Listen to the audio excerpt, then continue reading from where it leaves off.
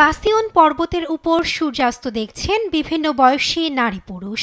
আসাদ সরকারের আমলে দীর্ঘ ১৪ বছর বন্ধ ছিল মাউন্ট ক্যাসিয়নে দর্শনার্থীদের আনাগোনা। এবার সেখানে রেস্তোরাঁ চালু করায় প্রতিদিনই ভিড় করছেন স্থানীয়রা, সারছেন নৈশভোজ। এ দৃশ্য আসাদ সরকারের পতনের ঠিক ১ মাস পরের।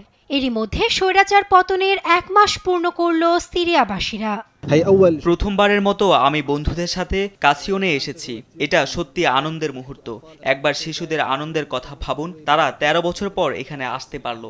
আমি আমার ছোটবেলার স্মৃতি মনে করছি। এতদিন ধরে সিরিয়ারা এই জায়গাটি মিস করেছে। রয়টার্সের ভিডিওতে দেখা যায় পর্বত থেকে নিচের দৃশ্য উপভোগ করছেন কয়েকজন নারী। সন্ধ্যা হলেই আলো জ্বলে ওঠে নিচের শহরে, যা সৃষ্টি করে এক অনিন্দ সুন্দর পরিবেশ। এমন আলো আধারিতে অনেকেই মেতে উঠছেন বন্ধুদের সাথে আড্ডায়। অথচ কিছুদিন আগেও কেউ চিন্তাও করেনি মাউন্ট কাসিয়নে ফিরবে কোলাহল। দ্বিতীয় বা তৃতীয় দিনের মতো আমি এখানে এসেছি। ধন্যবাদ মহান সৃষ্টিকর্তাকে। প্রথম দিনটি অনেক সুন্দর ছিল। আমরা আবার দামেস্ক দেখতে পারছি।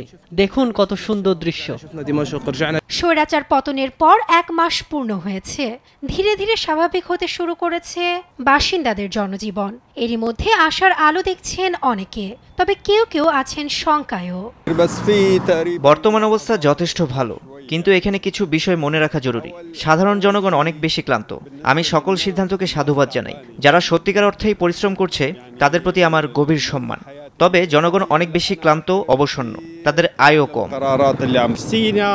আসাদ সরকার পতনের পর এখন আশার কথা বলা হয়তো খুব তাড়াতাড়ি হয়ে যাবে।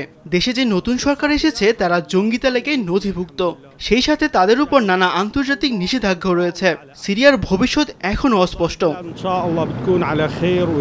৮ ডিসেম্বর প্রায় ২৫ বছর ধরে ক্ষমতায় থাকা আসাদ সরকারকে হটিয়ে সিরিয়ার নিয়ন্ত্রণ নেয় বিপ্লবীরা। গঠিত নতুন সরকার কতটা সফলভাবে দেশ পরিচালনা করে তা দেখার অপেক্ষায় বিশ্ববাসী।